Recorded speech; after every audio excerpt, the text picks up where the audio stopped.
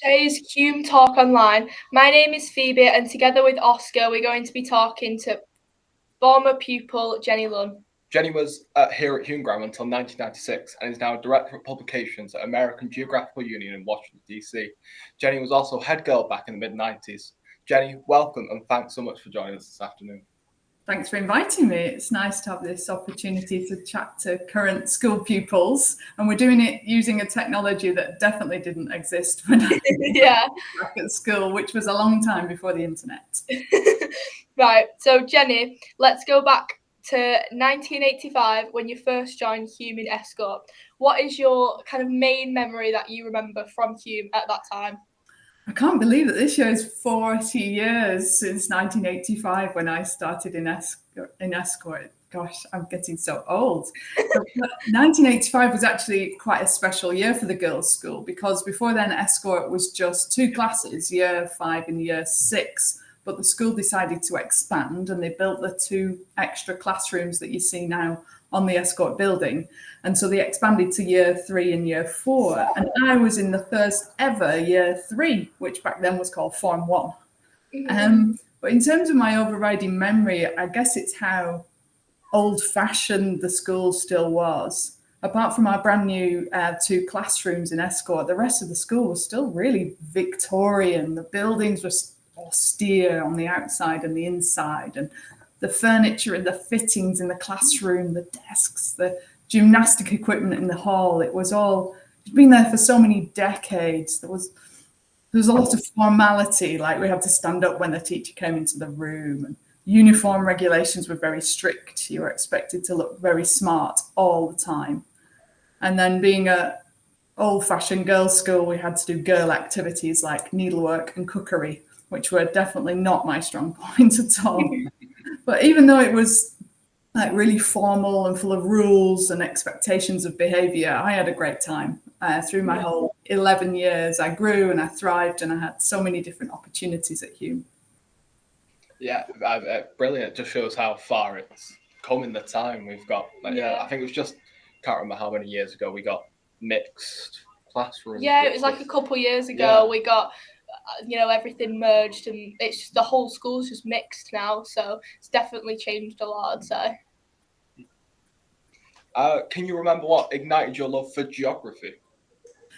Yeah, ever since I was little, I loved looking at maps and globes and going to different places. And a lot of our family holidays were in the UK, traveling around by car, visiting different places. So I like being out in the countryside and exploring and discovering.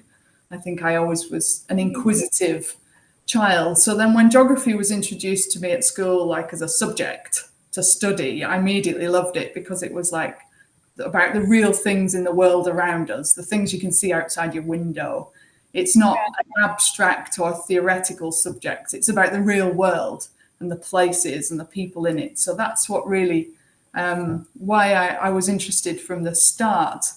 And then, of course, my love of the subject was nurtured by great teachers. So in Escort, we had Mrs. Weeks and Miss Booth, and then in year 7, Mr. Stansfield.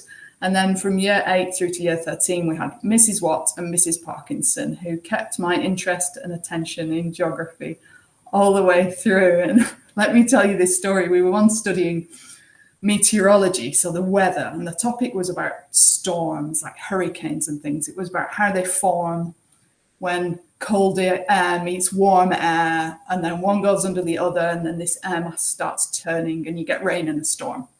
There was a diagram of that in the textbook, but we couldn't understand it at all. The whole class was baffled. So next day, Mrs. Parkinson came in with a 3D moving model that she had made from cardboard and coat hangers and cotton wool for clouds to show us how this thing worked. So that's real dedication for you. And then they took us on wonderful field trips as well, measuring river meanders and urban settlements and coastal erosion. As I said, geography is about the real world, so getting out there and seeing it for yourself, how processes work, how things are connected. I always find that so interesting, all the way through school from the beginning to the end. Yeah, I'd pretty much agree, really, because I do A-level geography as well, and I'd say that just the fact that it's about you can see it, you can put it into practice, and it's not just a made up theory that someone said, oh, this is what it is. You can actually see it in real life. And yeah, I'd say that's what I love about it as well, really. So after leaving Hume, you went to Durham University where you did geography. So after graduating from Durham, you worked for various NGOs in India and Nepal. Can you tell us more about that experience that you had? Yeah, so when I was studying geography at university, I got interested in an aspect of it called development geography. And that's about the differences between richer countries and poorer countries, how countries develop economically, and what factors can help advance development. So I was really keen to go and see some examples of this for myself. So that's why I signed up to volunteer in India and Nepal for a year. And whilst I was there, I had all sorts of experiences. For example, a short while after arriving, there was a super cyclone that was like a kind of massive hurricane. It was a huge natural disaster and thousands of people died. It was total devastation. So we went to help with some of the aid relief work. We drove to remote areas and gave out sacks of rice and blankets and tarpaulins and things. We'd gone to these rural areas where there was nothing left. The landscape was just mud. The cyclone had wiped out whole villages. That wind, rain, flood, there was nothing left. And experiences like that, give you a different perspective on life. And it was the same in complete contrast working in cities. As you know, many Indian cities, they're mega cities, which means they're absolutely massive and populous and busy and noisy and crowded. And we were working in urban slums where whole families are living in one tiny room made of corrugated metal or tarpaulins. So you're seeing the reality of life for other people, but also understanding like the geography behind it. What were those factors that caused families to migrate from rural villages to the big urban cities? How they're making a living in the informal economy. Living in informal and illegal settlements where they might get thrown out of their houses at any time by the city authorities. Mm-hmm. So really different perspectives on life. And it was the same in Nepal as well. We went to some rural areas that were many hours walk from the nearest bus stop. And then I saw things that I'd only seen in my geography textbook before, like farming on terraces. So the land is really, really steep, and making terraces and for very narrow fields to grow rice or for your water buffalo. It was fascinating to see things that I'd only seen in the textbook before. So all of those perspectives and experiences there in India and Nepal, it showed me what other people's lives are like, and then it made me really grateful for what I had, and particularly as a girl being guaranteed an education to the age of 18, and then a wide open future that I could decide. And that was quite different from so many of the other girls that I met there in India and Nepal, whose opportunities were quite restricted. Yeah. So as we've mentioned before, you now work at the American Geophysical Union. Can you give us a brief outline of what the organization does and what you do there? Yeah, so the American Geophysical Union is a scientific society. So that means we have members who are scientists who study all sorts of things in the category of geophysics. And that's the physics of how the Earth system works. So our members are scientists who work on volcanoes and earthquakes and rivers and mountains and oceans and climate. So basically, I'm surrounded by physical geography all day long, which makes me happy. So at the American Geophysical Union, I work in the publications department. So all of these scientists, they do their research, and then they need to publish that research and share it with other scientists. So they send their work to us, where we check it for scientific quality, and then we publish it. And then it's available on the internet and then in university libraries all around the world. One specific thing I do is called science communication. So these scientists, they study really complicated things in minute detail. And some of them, maybe there's only a few hundred people in the whole world who study this very specific thing. But even though they're world experts in something, they can find it really difficult to talk about what they do in plain language so that other people can understand it. So I work with a lot of these scientists to help them write simple explanations of the research they're doing and why it's important, so that ordinary people can understand it. So I really enjoy that work, working with these scientists who are doing incredible research on really important things about the Earth, and helping them to communicate that to wider audiences. Yeah, so Jenny, your career has taken you like all over the world basically. Is there like any highlights from your travels or any favourite places that you've been really? Oh, that's hard to say because everywhere's so completely different. And yeah, I've lived and worked in Europe, Asia, Africa, North America. And when I was at school, I didn't know what I wanted to do with my career, but I did know I wanted to travel, live abroad, see the world. So it's been a real privilege to be able to do that, live in so many different countries and cultures. And by living and working somewhere, you really get a different perspective to like if you're just there on holiday for a few weeks. But to pick highlights, that's really hard because they're all so different. But for example, I lived in the Netherlands for quite a while, and that was a great spot in the centre of Northern Europe because I could hop on the train every weekend and explore in different directions, not just in the Netherlands, but also neighbouring France, Belgium, Luxembourg, and so on. And then when you stay long enough in a place, you know, you make friends and you get involved in people's lives. So in India, we were invited to a friend's family wedding as special guests and participated in the ceremonies. And in Sierra Leone, we went to the funeral of a colleague. And the wedding and the funeral being an observer at those really gave fascinating insights into different cultures and ways of doing things.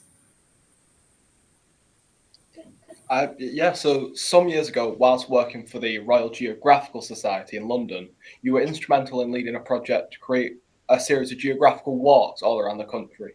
Which of these walks was your personal favourite? Yeah, so this was when I was at the Royal Geographical Society. It was a project called Discovering Britain. So we created more than 100 self-guided walks all over the country. They were basically like mini geography field trips, but for non-geographers, because we used the walk to explain things about the landscape. So to tell a story about the geography and the history of a place, whether it was a rural landscape or an urban landscape. So it was a great project because I got to travel. It was my job to travel all over the country and create walks. And I got to meet local people who were real experts and enthusiasts about their local places. And I particularly enjoy places that I've never been before that were new to me, like a mountain in the Highlands of Scotland or an inner city suburb of Nottingham. Everywhere had these surprising stories. But my favourite was coming back home and creating a walk to tell the story about Saddleworth.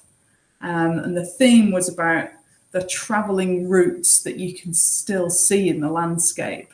So from the Roman roads to the old packhorse trails, the coaching roads, the canals, the railways, and then up above the flight paths into Manchester Airport, all these travelling routeways across the landscape.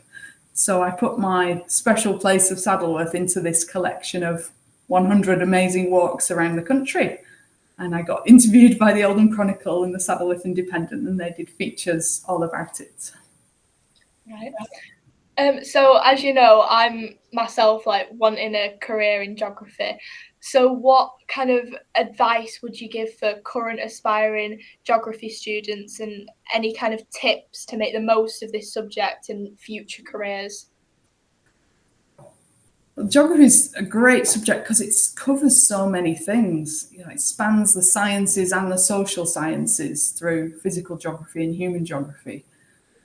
As you know, Phoebe, from your course, one day you can be studying volcanoes and the next day it's urban regeneration. One day it's the impacts of climate change and the next you're studying international migration patterns. It's so full and rich of so many topics. And as I said earlier, it's about the real world. It's about what's happening, where and why. And because of that, real world application. I think that's why geographical knowledge and understanding is relevant to so many different kinds of jobs. That's why I think it's the best subject for having a really flexible future and many different career possibilities. So in terms of advice for current students, just enjoy the breadth of topics that you cover within geography and take time to think about how each one of them applies to your life, your community, your town, your country. Be inquisitive always and ask questions.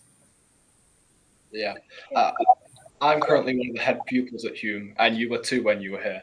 What would you say you got from that experience? What advice would you give to next year's pupils when they come and take on the role? So as a head pupil, you're two key things really. You're like a leader and a representative. I remember passing tiny year 3 girls in a corridor and I would hear them whisper, "Oh, that's the head girl." I felt like just ordinary little me, but for them, I was someone to look up to. So you have to take that responsibility of leadership seriously and behave well and set an example. I'm not entirely sure that I always managed that because I enjoy practical jokes, and those didn't really stop once I became head girl. So I did get the reputation for being called the naughtiest head girl ever. But there's some serious stuff too, because as a leader, you're also the representative of everybody in the school. And actually 2 significant things happened during my time as head girl, where I had to represent more than 600 girls. So first of all, unfortunately, the headmaster of the boys' school died very suddenly and unexpectedly. So I went to the funeral as the representative of all the girls.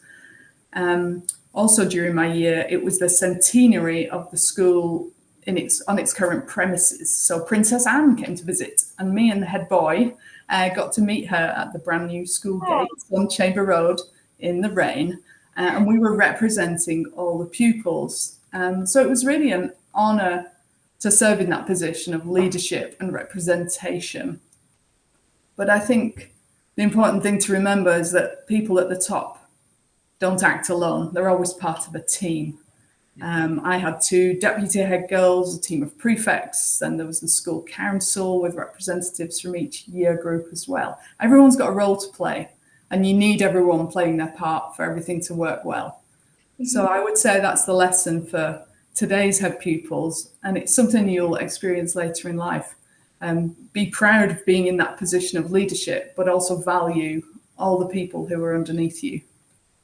Yeah, definitely. So you now live in Washington, D.C. That must be like such a big contrast to living in Oldham, obviously. What is it like living in the US as a Brit? And do you miss anything about living in the UK? And like, what would it be that you miss? Americans love the British accent. They have this perception that anyone with a British accent sounds very clever and posh. And someone actually once said to me that they thought I sounded like a princess. So I had to explain to them how completely ridiculous that was, because I don't think any princess has ever come from Oldham and had such a strong northern accent. So I've lived all over the world. So I've been away from the UK for a really long time. And, I've adapted to wherever I've ended up living. But it is always nice to come home to Saddleworth. I miss the hills, the sheep and the cows in the fields, the dry stone walls, and the pies. I've tried pie equivalents all around the world, but nothing compares to our northern pies and their lovely pastry. So whenever I come home, I eat so many pies. And lastly, before you go, if you could give us some advice to your younger school self, what would it be? Okay, I've got 2 things I'll share. I've got one thing I regret and one piece of advice. So if I've got one regret, it's that I didn't do more science at school. I dropped chemistry and biology after year 9 because I found them a bit hard. And I carried on with subjects that I enjoyed and was good at, because then if you enjoy it and you're good at it, you're going to get better grades in the exams. But I wish I'd have pushed myself harder to do the subjects that I found more difficult, because they're subjects that would have been a lot more useful in the workplace in the future, the sciences. So that's my regret about my school days. In terms of a piece of advice for the younger me, I would say don't worry if you don't know what you want to do in the future. A few of your friends definitely know, I want to be a doctor, I want to be a lawyer. They really know what they're going, but most people don't have a clue, and that's absolutely fine. There are so many careers out there. There are jobs that exist that you don't even know the name of, that you've never heard of, whole professions that you just don't know about yet. And you'll learn more about those as you go along. Your path will emerge. So for now, just keep your options open and don't worry about the feeling that you need to know now what you're going to do with your life. It's fine to not know. That is really good advice, thank you. It's been really lovely talking to you today, Jenny, and I'd just like to say a huge thank you on behalf of all the pupils at Hulme Grammar to take the time to talk to us today. We really appreciate it. Thanks. I've enjoyed talking to you both. Thank you for giving me the chance to reminisce about my school days and then hopefully pass on some tips and advice to pupils at Hulme today. Yeah, thank you to everyone for watching today, and we'll see you for another HulmeTalk Online very soon. Bye.